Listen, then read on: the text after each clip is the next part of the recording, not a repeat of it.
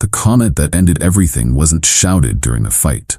It was said with a smirk, quiet enough that she thought I wouldn't hear. I was carrying the last heavy box up 3 flights of stairs, my back aching and sweat dripping into my eyes. She was standing in the middle of the living room of the new apartment, hands on her hips, looking around at the freshly painted walls. This was supposed to be our fresh start, the next big step. I set the box down, the one labeled kitchen fragile, and wiped my forehead with the back of my arm. That's when she said it, not to me, but to her friend Ashley, who was leaning against the doorframe, scrolling on her phone. "My ex's place was so much bigger," she said, a little laugh in her voice. "This honestly feels like a downgrade." Ashley snorted, not even looking up from her screen. I just stood there, hidden by the angle of the hallway. A downgrade. For 6 months, I had worked extra shifts, picking up every overtime opportunity I could to save up for this. The security deposit, the first and last month's rent, the moving truck rental, it all came from my pocket. The plan was simple. We'd get this place together. She'd move in first while I tied up the loose ends at my old place, and then I'd join her in a few weeks. It was a 2-bedroom, clean, in a decent neighborhood, and all she could see was how it measured up to a ghost. I didn't say a word. I didn't storm out or confront her. Something inside me went perfectly still and cold. It wasn't just the comment. It was the casual disrespect, the smirk, the complete lack of appreciation for the sweat currently running down my back. It was the realization that I wasn't a partner to her. I was a provider of services, and my services were apparently not up to snuff. I stepped back into the living room, forcing a neutral expression. "Just a couple more boxes in the truck," I said. She turned, her smile bright and fake. "Oh, you're amazing, babe. Almost done." I nodded and walked back down the stairs.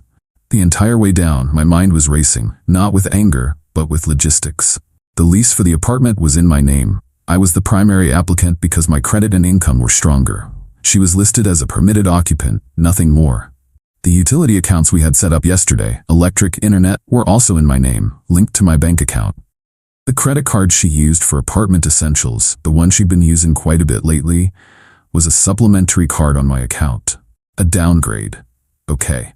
I got to the moving truck and leaned against the side for a moment, taking a deep breath. The path forward was suddenly crystal clear. I wasn't going to argue. I wasn't going to try and prove my worth. I was just going to agree with her. This was a downgrade, and she was welcome to it. I grabbed the last 2 light boxes, the ones with her shoes and purses. As I walked back up the stairs, my mind was a flurry of calculations. I finished the move, helped them arrange the heavy furniture, and even mounted her television on the wall. The whole time, she directed me around the apartment, completely oblivious. When we were done, she gave me a quick kiss and said she and Ashley were going out for celebratory drinks and dinner. She said she was too tired to cook in the new place. "Use the card," I said. "Get something nice. You deserve it after such a stressful day." She beamed at me. "You're the best." As soon as they were gone, I started my own plan. I went through the apartment and gathered the few things that were mine. My toolbox, a jacket I'd left here, my spare phone charger. I walked out of that apartment for the last time, leaving her key on the counter. My first stop was the bank. I had them issue a new debit card for my checking account and immediately changed the PIN on the old one. Then, I went to my credit card's website. I reported her supplementary card as lost and requested a new one for myself with a different number. The old card was now just a useless piece of plastic. Next, I drove to my old apartment complex, the one I was supposed to be leaving in a few weeks. I went straight to the leasing office. I explained that my living situation had unexpectedly changed and asked if it was possible to withdraw my notice to vacate. The manager, a woman who had always been kind to me, looked up my file. She said since they hadn't listed the unit or signed a new tenant yet, I could rescind my notice for a small administrative fee. I paid it on the spot. My home was secure. That night, I sat in my own living room, a place that suddenly felt a lot bigger and more comfortable. I thought about her, out celebrating her downgrade of an apartment. She had no idea that her world was about to get a whole lot smaller. She thought she had successfully moved on to the next phase, with me footing the bill. She was about to find out how wrong she was. The next few weeks were going to be very, very interesting. Update 1. It's been 3 weeks. For the first few days after the move, I heard nothing, which was exactly what I expected. I knew she had plans, She had told me she was taking a week-long girls' trip to celebrate the new chapter in her life, leaving right after she got the apartment set up. I'm sure she imagined me working tirelessly to get my old place packed up, ready to move in and resume my duties as the provider she so clearly looked down on. The silence was a gift. It gave me time to methodically untangle my life from hers. My most important call was to the landlord of her new building. I explained the situation calmly and professionally. I told him that my plans had changed and I would not be occupying the apartment, but that the other listed occupant, my ex-girlfriend, intended to stay for the duration of the lease. I made it clear that while my name was on the lease as the responsible party, I wanted to formally document that I was no longer associated with the unit. The landlord was a bit confused, but understood. He said that legally, I was still on the hook for the rent if she failed to pay. I told him I was aware of that, but that I needed to start the process of separation. He agreed to email me a summary of our conversation for my records. Next, I dealt with the utilities. I called the electric company and the internet provider. I didn't cancel the services. Instead, I had my name and payment information removed and transferred the accounts directly into her name. Since she was a listed occupant at that address, it was a surprisingly simple process. They would be sending her a new contract to sign, and the next bills would be generated for her, not me. The first sign of trouble in her paradise came about 5 days after the move. I got a string of angry texts. Her card was declined at a restaurant, then again at a boutique. The texts were furious. "What is wrong with our card? And this is so embarrassing. Call me now." I didn't respond. I just screenshotted the messages and saved them to a folder on my computer I'd labeled consequences. A few hours later, the tone of the texts changed. It shifted from anger to confusion. "Did you cancel the card? Why would you do that without telling me? Is everything okay?" She was testing the waters, trying to see if this was a mistake or an intentional act. The silence from my end was her answer. The real storm hit about a week later, when she must have returned from her trip. My phone started ringing off the hook. Calls from her friends, even a call from her mom. I ignored them all. The voicemails were a mix of rage, confusion, and performative worry. Ashley left one saying I was a monster for just disappearing and that my ex was having a panic attack.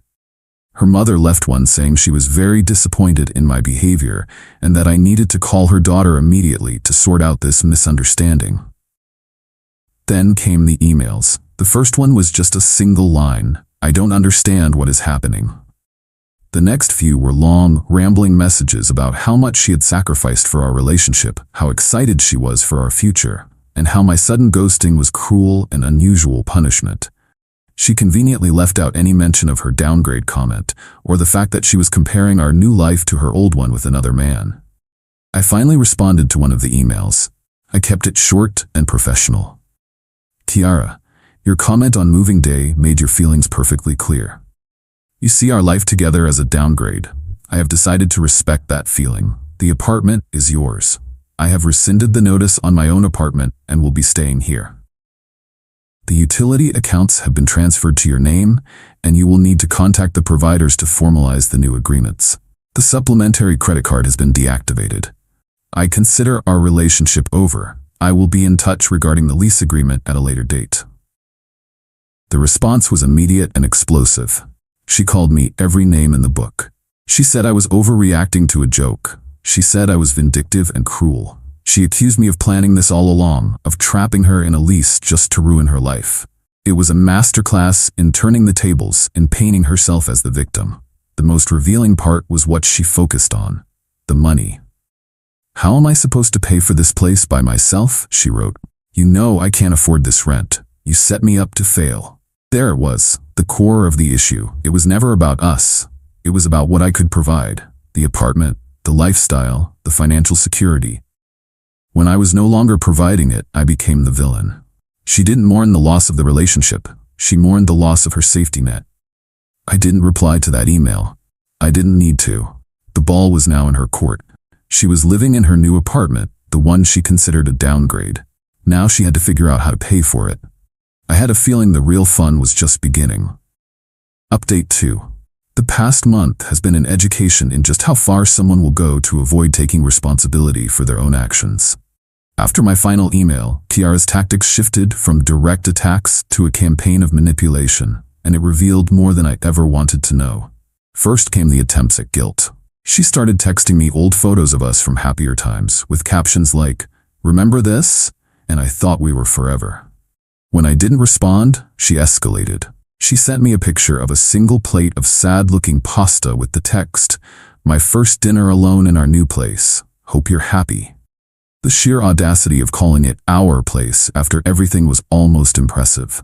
When guilt didn't work, she tried to use her friends as flying monkeys. Ashley, the one who was there on moving day, sent me a long message about how Kiara was a wreck, not eating, not sleeping, and it was all my fault. She said I had a duty to take care of her, that I had made a commitment. I replied to Ashley with a single sentence. "Were you also there when she called the apartment I paid for a downgrade compared to her ex's place?" Ashley never texted me again. The next phase was the smear campaign on social media. She never mentioned me by name, but she posted vague, dramatic statuses about being abandoned, about trusting someone with her future, only to be left with nothing. She posted pictures of herself looking sad in the new apartment, with captions about how hard it is to start over alone. Her comment section filled up with friends offering sympathy and calling her ex a monster. A few mutual acquaintances who knew the real story tried to defend me, but their comments were quickly deleted. This is where the major twist came in. One of our mutual friends, a guy named Mark, who I'd always been cool with, called me. He sounded uncomfortable. He told me he had been out with a group of friends the previous weekend, and Kiara had been there.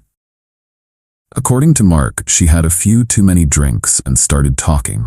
She wasn't just complaining about me, she was bragging. She told the group that breaking up with me was part of her plan all along.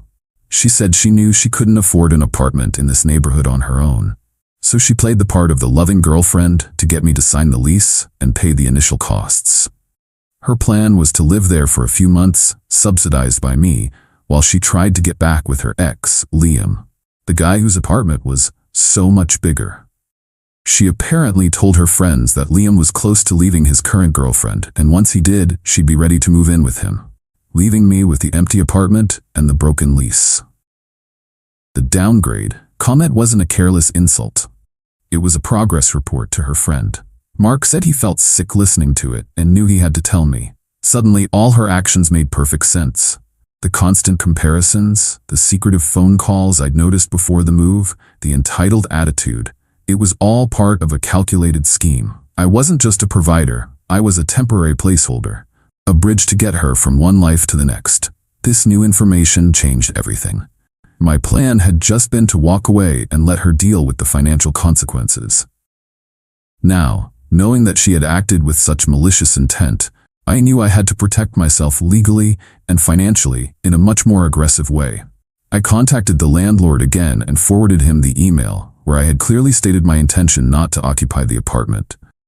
I then sent him a formal certified letter reiterating the same and included a copy of the original lease agreement with my signature and hers as a permitted occupant.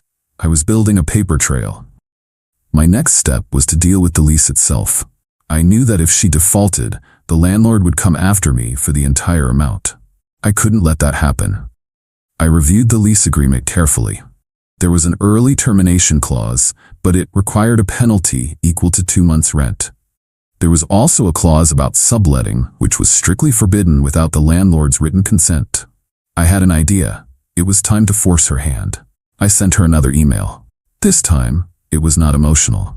It was a business proposal. "Tiara," I wrote, "I have been made aware of your long-term intentions regarding the apartment and your relationship with Liam.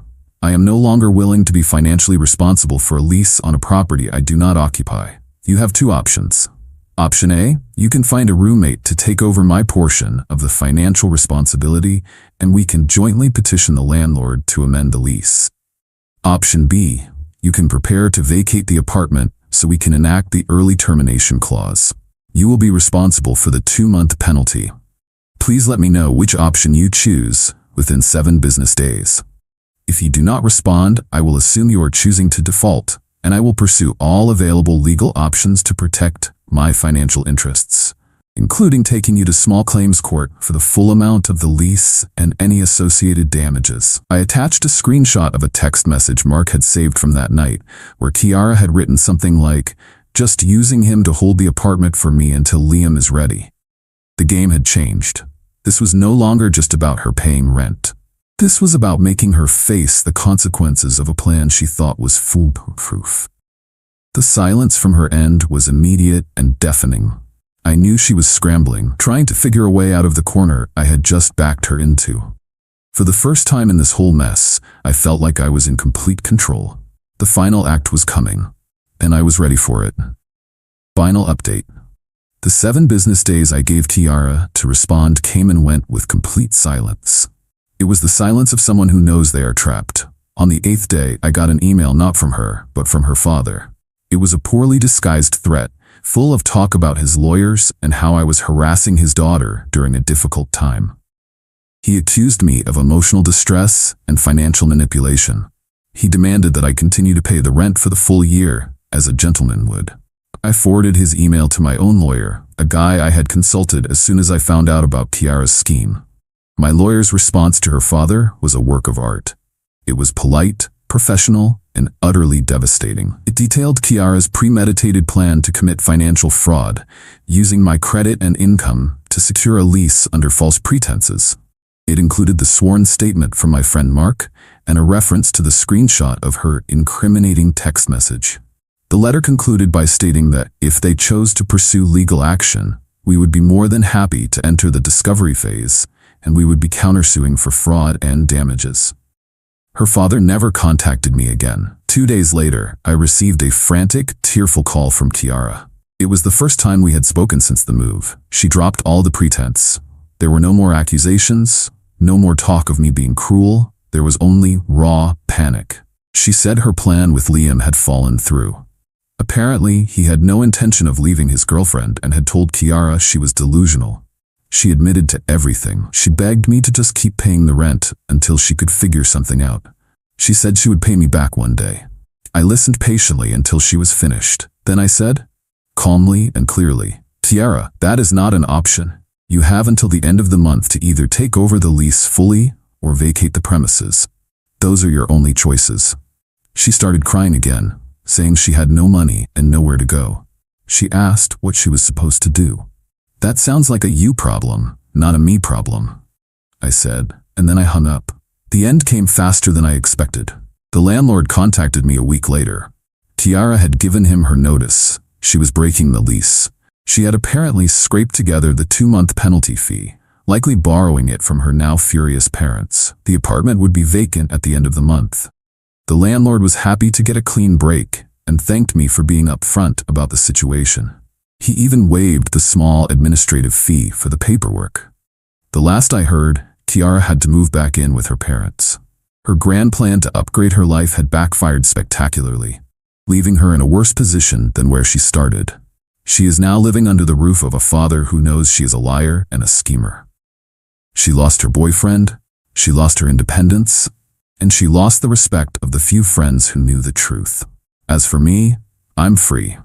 The whole ordeal cost me the initial deposit and the first month's rent, a few $1,000s in total. It's a small price to pay for discovering someone's true character before tying my life to theirs any further. I learned a valuable lesson about trust and about standing up for myself. The revenge wasn't loud or dramatic. It was quiet and methodical. It was simply refusing to play her game. I didn't yell or scream. I just took away her access to my resources. I let her own plan, her own sense of entitlement be the instrument of her downfall. She called my contribution to her life a downgrade. So I downgraded her life back to a level she could actually afford on her own. She wanted to live in an apartment that was bigger and better, like her ex's. Instead, she ended up back in her childhood bedroom. And that, to me, is the most fitting consequence of all.